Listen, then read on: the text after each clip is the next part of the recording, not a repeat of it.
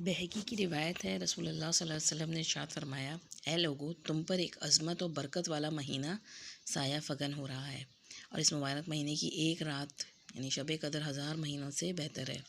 और इस महीने के रोज़े अल्लाह ताला ने फ़र्ज़ किए हैं और इसकी रातों में बारगाह खुदाबंदी में खड़े होना को नफिल करार दिया है।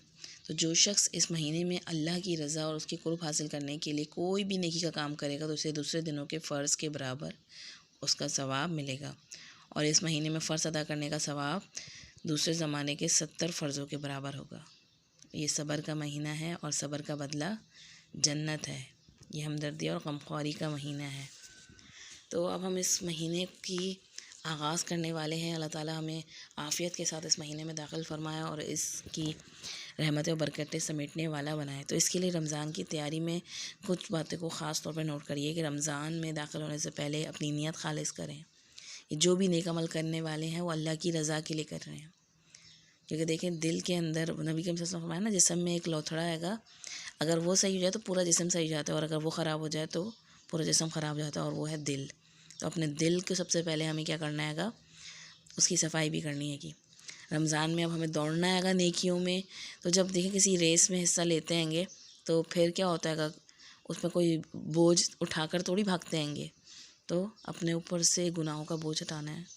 कहीं भी घर के किसी कोने में चले जाएं, कहीं टेरेस पे चले जाएं, क्या छत पे चले जाएं और जाकर अल्लाह ताला के सामने कुछ देर अल्लाह से अकेले में बात करें और क्या एडमिट करें अल्लाह ताला के सामने, यार अब मैंने अपनी ज़िंदगी में झूठ भी बोले, या अल्लाह मैंने गलत काम किए, मैंने गाने भी सुने, मैंने ड्रामे भी देखे, मैंने गीबत भी करी। अपनी सारी गलतियों का एतराफ़ करें, नदामत के आंसुओं के साथ अपना गुनाहों को धो लें और साथ साथ अपने दिलों की सफाई भी करनी है।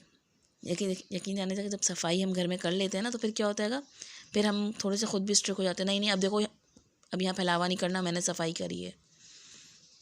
वरना क्या होता है, हम होते हैं कहते हैं चलो यार अभी तो पसीने आ रहे हैं, मैली हूँ, चलो थोड़ा सा और देर ये भी कर लूँ वो भी कर लूँ, तो फिर हम वो एक तरह से अलर्ट नहीं हो पाते। तो दिलों की सफाई करें, माफ़ करें लोगों को, दिलों में गिरा ना रखें किसी भी मुसलमान के लिए। हदीस में आता है ना, जिस बंदे में 3 खूबी हुई तो आसमान से जो भी बरकत नाजिल होगी ना, इसमें उसका हिस्सा होगा। पहली खूबी इखलास का होना, यानी अल्लाह के लिए खालिस होकर वो काम करे। दूसरी खूबी, जो अपने भाई के लिए पसंद अपने लिए पसंद करता है वही अपने भाई के लिए पसंद करे। और तीसरी खूबी कि अगर उसके पास रोटी का एक टुकड़ा है और किसी और को ज़्यादा भूखा देखे तो उसको दे दे, यानी कि अपने ऊपर दूसरों को प्रेफर करे। उसके अलावा आप देखें ये महीना अय्याम मादूदात कुरान मजीद में आता है, गिने चुने कुछ दिन आएंगे, तो इनसे ख़ास तौर पर फ़ायदा उठाना हैगा। तो टाइम मैनेजमेंट करें, अपना शेड्यूल बनाएं कि कौन से वक्त में कौन सा काम कंप्लीट करके मुझे ज़्यादा से ज़्यादा नेकी कमानी है। तहज्जुद, क़यामुल लैल, कसरत सुजूद, कसरत नवाफिल का एहतमाम, क्योंकि नफिल जो हैगा यहाँ पे क्या हो रहा है, फ़र्ज़ के बराबर पहुँच रहेगा। तो ख़ास तौर पे अफ्तार के बाद है ना, गुस्ल करके फ़्रेश हो जाए इबादत के लिए कि अब तो मेरा टाइम स्टार्ट हो रहेगा। स्मार्ट मुस्लिम बने, ठीक है। और आँख, कान, ज़बान का भी रोज़ा होता हैगा, खाली फाका नहीं हैगा। फरमाने रसूल है ना, जो रोज़े में फहश गोई ना छोड़े, अल्लाह को फ़र्क नहीं पड़ता कि वो अपना खाना पीना छोड़ दे। तो हमें क्या करना हैगा, अपने अलर्ट होकर रोज़ा रखना हैगा कि मैंने किसी को तकलीफ़ नहीं देनी हैगी और मैंने अपनी आँखों और कानों से कोई ऐसी चीज़ नहीं देखनी जो अल्लाह की नाराज़गी की चीज़ बनती है, क्योंकि हमने इस वक्त अल्लाह के लिए हलाल चीज़ों को छोड़ा हैगा। तो जो चीज़ वैसे ही हराम और मकरूह उसमें जाती हैगी, हम उसको कैसे अपनी रमज़ान के वक्त में जारी रख सकते हैंगे। तो और ये वैसे भी हमारा प्रैक्टिस का महीना हैगा कि ऐसी बात हम अभी प्रैक्टिस करेंगे, इस महीने में एक ट्रेनिंग होगी तो अगले 11 महीने वो हमारे लिए मज़ीद काम आएगी। और सबसे ज़रूरी चीज़, कुरान मजीद से जुड़ना। क्यों? क्योंकि ये कुरान का महीना है। शहरु रमज़ान अल्लज़ी उन्ज़िला फ़ीहिल कुरान, रमज़ान वो महीना है जिसमें कुरान नाजिल हुआ हैगा।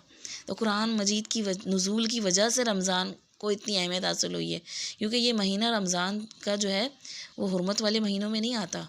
हुर्मत वाले तो 4 महीने हैं जो इब्राहीम अलैहिस्सलाम के दौर से चले आ रहे हैंगे, लेकिन इस रमज़ान के महीने को जो अहमियत मिली है वो कुरान के नुज़ूल से मिली है। तो एक एक हर्फ में नबी करीम सल्लल्लाहु अलैहि वसल्लम 10 नेकियां बताई हैंगी, तो वो तो पढ़ना ही हैगा।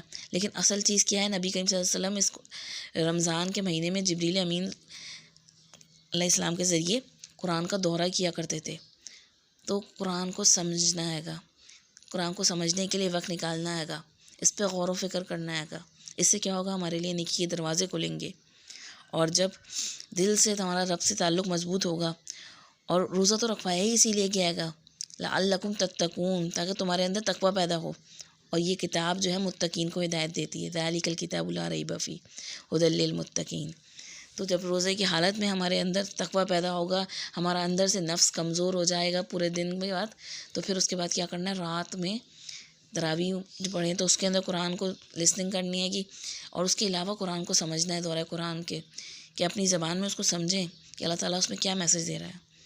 और ख़ास तौर पे दिल को थोड़ा दुनिया की मोहब्बत से खाली करें। बहुत खेल तमाशे बना लिया हमने दीन को भी। इतने रमज़ान गुजर गए, हमने घूमना, अफ्तारियाँ, पार्टियाँ, डील्स, शॉपिंग, इनकी नज़र कर दिया। लास्ट ईयर देखे ना, हमसे सब छीन लिया गया। इज्तिमाई इबादत, तरावी, मस्जिद में हाज़िरी, सब। तो उस लास्ट ईयर में हमारा कितना लॉस हुआ हैगा। तो याद रखें, अब खैर का मौसम है। असल में तो ये मोमिन का सीज़न होता हैगा। सब लोग अपना सीज़न बना रहे होते हैं कि ये दुकानदार कह रहे हैं हमारा सीज़न हैगा, वो डील्स वाले कह रहे हैं हमारा सीज़न है। सब अपनी दुकानें चमकाए बैठे हैं, और जिसका सीज़न हैगा तो वो बेकार टाइम ज़ाया कर दे। आप सोचें ना, जिनका सीज़न होता है वो तो खाना भी नहीं खाते हैंगे। तो दिल से दुनिया की मोहब्बत थोड़ी कम करें, ताकि नेकियों में दौड़ सकें।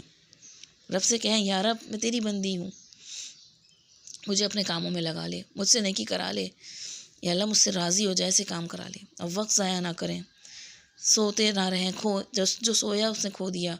टीवी में, ख़बरों में वक्त ज़ाया ना करें। अपने वक्त को बहुत गनीमत जानें कि अल्लाह ताला ये बेहतरीन मौका दे रहा हैगा। कितने लोग हैं जो उनको पिछला रमज़ान में मौजूद थे, लेकिन इस रमज़ान मौजूद नहीं है। हमने कितना कुछ देखा हैगा इस पूरे ईयर में, जो लॉकडाउन को साथ में गुजरा हैगा हमारे साथ। और फिर ख़ास तौर पे दुआ जो है वो रमज़ान का एक ख़ास जुज़ है। मांगते बन जाएं अल्लाह के सामने। जब तक गला खुश्क ना हो जाए और आँखें गीली ना हो जाए, मांगते रहें। और दिल में सिर्फ दुनिया की आरज़ू ना रखें, दुनिया ही ना मांगें। दुनिया भी मांगें, लेकिन दुनिया की असल भलाई साथ में मांगें कि अल्लाह ताला जो दुनिया में मांग रही हूँ वो मेरी आखिरत के लिए भलाइयों का चश्मा साबित हो, उससे मैं आखिरत कमा सकूँ। और सबसे आखिर में जो बेसिक चीज़ है कि रोज़े का मकसद ही रमज़ान का क्या है, लअल्लकुम तत्तकून, तकवा पैदा हो जाए हमारे अंदर। तो एहतियात वाली ज़िंदगी रोज़ों का मकसद है। अल्लाहुम्मा आति नफ्सी तक़वाहा, अल्लाह ताला हमारे नफ्स को इसका तकवा अता फरमा।